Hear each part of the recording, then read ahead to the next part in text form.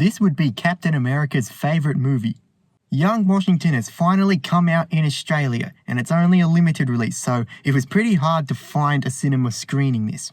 I was really looking forward to Young Washington because it's by one of my favourite directors, John Irwin.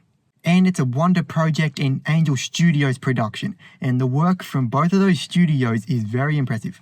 And I have to say that Young Washington is very impressive, a quality great movie. And this movie has been very successful. It came out on the 250th Independence Day. That is patriotic marketing at its finest.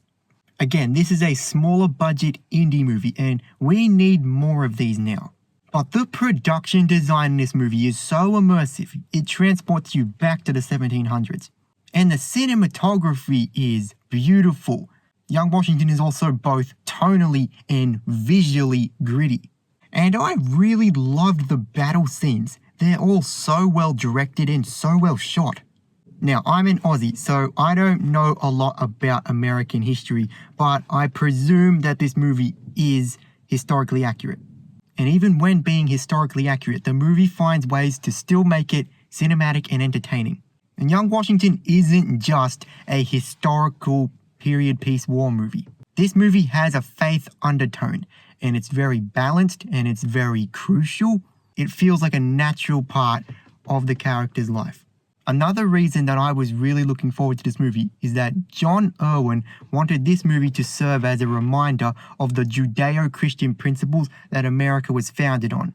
And I have to talk about the cast because the cast are exceptional. William Franklin Miller as young George Washington is such an impressive actor. And he's only young, but he manages to command the screen. He has a lot of charm and strength. He's really impressive beyond his years. This is a story of Washington being forged into a leader. He's young and courageous, but he seriously battles Providence. He wants to do his own thing and serve, but everyone around him keeps telling him otherwise. And he fails a lot on his journey. But it's all a part of him being forged into a leader. There were so many moments in the third act where I was really rooting for Washington. It goes to show how powerful his journey was.